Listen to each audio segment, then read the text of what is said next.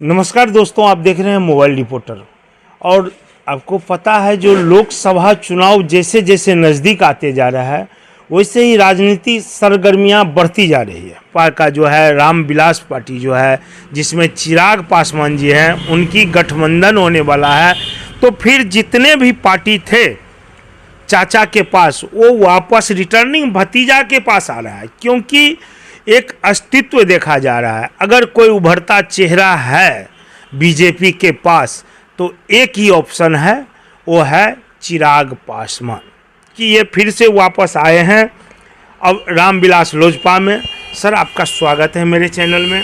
जी नमस्कार। सबसे पहले मैं आपको धन्यवाद देना चाहता हूं कि आपने आए, और जब आप लोग को मालूम पड़ा कि हम लोक जनशक्ति पार्टी रामविलास ज्वाइन किए हैं तो ये खुशी की बात है कि आप लोग आए हैं। आपको बहुत बहुत धन्यवाद। क्या उद्देश्य था आपका? और इससे पहले भी तो आप रामविलास में थे, रामविलास लोजपा पार्टी में, तो उस समय आपके साथ क्या ऐसा परिस्थिति आया जो आपने पारस जी के पशुपति पारस जी के पार्टी में आप रह गए, इधर छोड़ दिए? देखिए, हमने राजनीति का शुरुआत किया था लोक जनशक्ति पार्टी से, और शुरुआत भी किया था कई बार। हम जो है आदरणीय हमारे जो नेता थे स्वर्गीय रामविलास पासवान जी, वहाँ भी जाके हम लोग मिले थे और बढ़िया से राजनीति चल रहा था, संगठन का भी काम कर रहे थे। लेकिन बीच में कुछ आपसी विवाद, जो उन लोगों का एक घरेलू विवाद है, हम उस पर नहीं जाना चाहते हैं। लेकिन हमारे साथ भी कुछ जिला की टीम से कुछ कहा के हुआ, जिसके कारण हमको पारस की टीम में जाना पड़ा और वहाँ भी 3-4 साल काम किया। लेकिन वहाँ भविष्य हम लोग नहीं देखे हैं, जिसके कारण अभी अगर भारत का और बिहार का कोई उभरता चेहरा है तो हमारे राष्ट्रीय अध्यक्ष आदरणीय चिराग पासवान जी हैं। तो हम लोग भविष्य के टीम में आए हैं कि भविष्य में हम लोग बिहार के जो अगर कोई मुख्यमंत्री बनेगा तो उसमें नंबर 1 हमारे आदरणीय श्री चिराग पासवान जी हैं। तो हम लोक जनशक्ति पार्टी में पहले भी थे और आज भी लोक जनशक्ति पार्टी को, संगठन को मजबूत करने के लिए काम करने के लिए आए हैं। अभी जो आप इस रामविलास लोजपा पार्टी में जो आए हैं, लोक जनशक्ति पार्टी रामविलास में, उसमें आपको क्या पोस्ट पे दिया गया? हम गौराबोराम के प्रखंड अध्यक्ष पद पर हमारे आदरणीय जिला अध्यक्ष श्री देवेंद्र झा जी ने नियुक्त किए हैं। गौराबोराम प्रखंड अध्यक्ष पद, पहले भी हम थे प्रखंड अध्यक्ष और आज भी प्रखंड अध्यक्ष। अच्छा, ये जो चिराग पासवान जी का एक नारा है बिहार फर्स्ट बिहारी फर्स्ट, इसमें आपको क्या लग रहा है, ये सक्सेस होगा नारा? बिल्कुल सक्सेस होगा, बिल्कुल सक्सेस होगा। बिहार फर्स्ट बिहारी फर्स्ट की नारा है, ये सक्सेस होगा ही। जो कहने लग क्या सक्सेस होगा कि नहीं होगा, बिल्कुल सक्सेस होगा इसमें। जैसे हम लोग जो एक कयास लगा रहे हैं, देख रहे हैं, जो एक तरफ पूरे का पूरा जो है महागठबंधन जो है तमाम पार्टियों को लेकर के एकजुट हो गया है और एक तरफ ये अकेला रह गए हैं। देखिए, वैसे तो हम लोग भी नहीं देखे हैं, आप लोग भी नहीं देखे हैं, महाभारत का युद्ध तो पढ़े हैं, तो उसमें देखा है ना, पांडव एक तरफ कौरव एक तरफ। हमने 1 महीना पहले एक पोस्ट किया था महाभारत का कि ये देखिए, सारा कौरव, भारत का जितने भ्रष्टाचारी लोग, जितने डकैत, चोर, उचक्का, लुटेरा एक जगह आकर खड़ा हो गया है।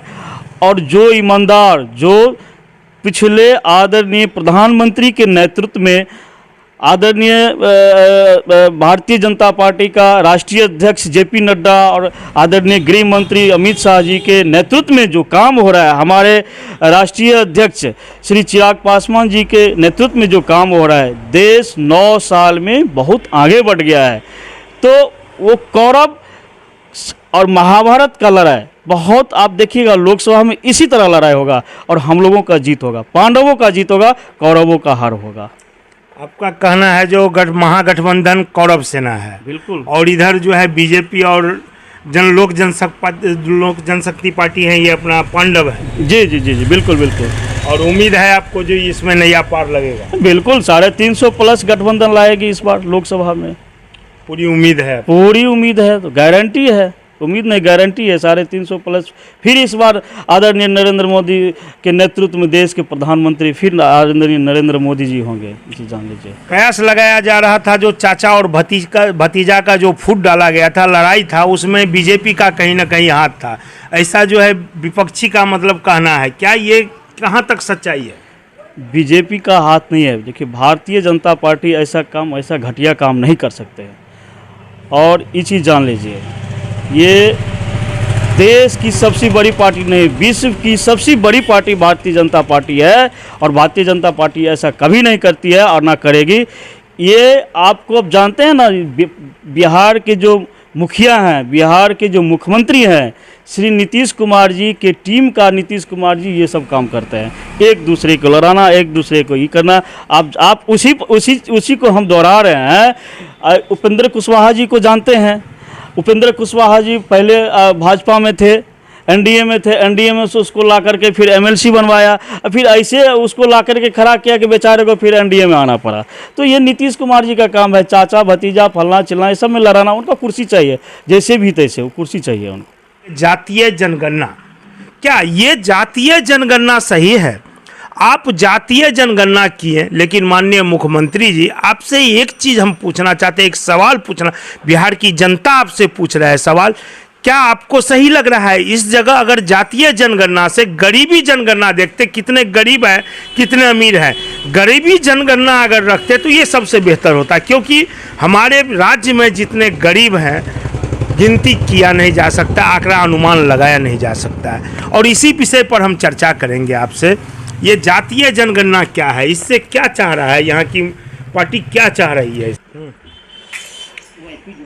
ये जातीय जनगणना के बारे में आप क्या कहना चाहते हैं? क्योंकि ये जातीय जनगणना जैसे देख रहे हैं जितना तेज़ी से हो रहा है और जितना तेज़ी से जो है बिहार में किया गया है, क्या लग रहा है आपको इससे? देखिए, पहली बात है कि बिहार के मुख्यमंत्री श्री नीतीश कुमार जी को अब ये अपना आप में ये मालूम हो गया है कि हमने जितना दिन तक मुख्यमंत्री रहा हमने प्रदेश में काम नहीं किया है। और वो लोगों को भटकाने के लिए, लोगों को आपस में लड़ाने के लिए ऐसा कदम उठाए। जनगणना कहाँ नहीं हुआ? पूरे देश में जनगणना हुआ, लेकिन यहाँ एक दूसरे जाति को लड़ाने के लिए नीतीश कुमार जी ये काम किए हैं। और उन्होंने ये दिखा दिए हैं कि देखो, हम खुलेआम शराब बेचवा रहे हैं, हम खुलेआम ये करवा रहे हैं।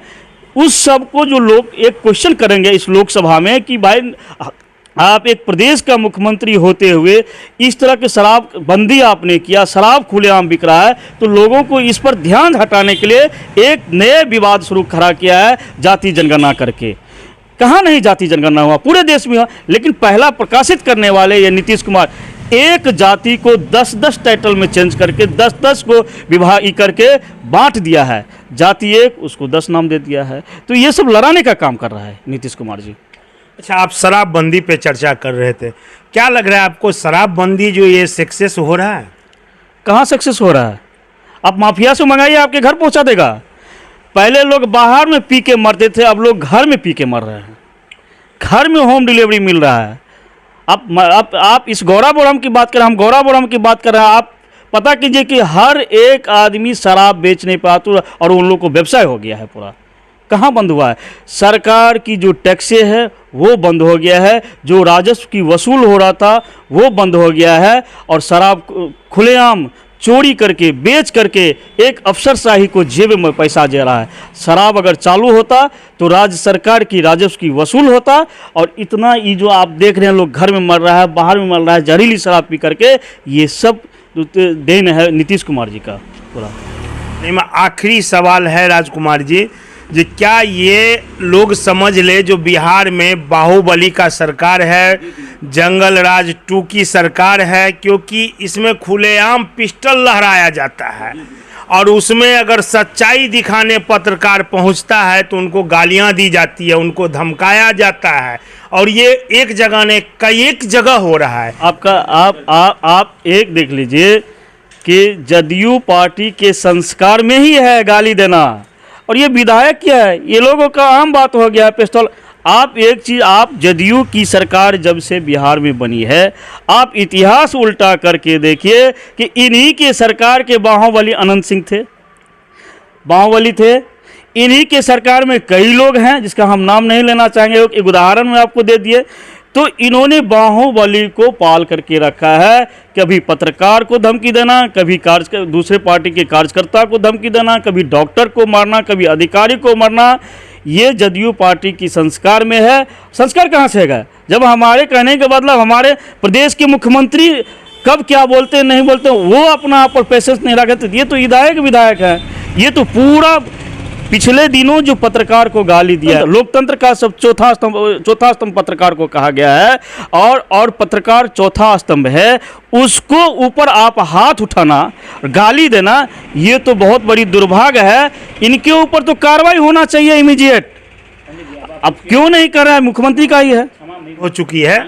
और राजकुमार जी, ये होता क्या है, अक्सर देखते आए हैं, जो पहले तो गाली बड़े बड़े नेता दे देते हैं और बाद में उनको क्षमा भी मांगना बेशरम के जैसा, बस क्षमा मांग लेते, मुझे माफ़ कर दीजिए, गाली दे दी, हमसे गलती हो गया। ये क्या, इसके ऊपर आप क्या कहना चाहते हैं? नहीं, किसी को मर्डर कर दीजिएगा, माफ़ी मांग लीजिएगा। हाँ, बंदूक दिखा कर उसको धौस दिखा दीजिए, माफ़ी मांग लीजिए। ये लोग माफिया है, चोर है, उचक्का। जदयू में कैसा लोग है? जदयू का पार्टी में कैसा लोग है? आप देख लीजिए, एक एक करके देख लीजिए वो लोग क्या है। एक एक का इतिहास उल्टा करके देख लीजिए वो लोग क्या है। सब माफिया है। और यही लोग आपके गांव-गांव में शराब बेचवाते हैं, यही लोग जो खुलेआम शराब बिक रहा है। तो आप किसी को गोली मार दीजिएगा, माफ़ी मांग लीजिएगा। उनके ऊपर तो इमीडिएटली कार्रवाई होना चाहिए। अब पता नहीं मुख्यमंत्री जी का सिखाया हुआ था क्या है, नहीं है पता नहीं। वो लोग अभी तक माफ़ी मांगने से क्या, हम किसी को मर्डर कर देंगे, माफ़ी मांग लेंगे? ये सब पूरा गलत किया है। और बहुत दुर्भाग्य है कि एक पत्रकार पर, जिसके ऊपर देश टिका हुआ है, जो प्रजातंत्र के चौथा स्तंभ है, जिसको गाली दिया हुआ, ये बहुत बड़ी दुर्भाग्यपूर्ण है। हम लोग इसका जो है सो पूरा विरोध करते हैं। हम कुछ ऐसा दुर्व्यवहार पत्रकार के साथ नहीं किए हैं। हम डांटे अपने आदमी को, और अगर हमारे बात विचार से किसी पत्रकार को कष्ट होता हो तो हम उसके लिए क्षमा प्रार्थी हैं। मैं 4 बार चुनाव जीत के आया हूँ और पब्लिक के आशीर्वाद से, ऐसा नहीं कोई दबंगई से। और ये बात नहीं है हम किसी को कुछ बोलवे नहीं किया। अगर बोले हैं उनको सुनाई पड़ा कि हमको बोले हैं, इसके लिए मैं क्षमा प्रार्थी हूँ।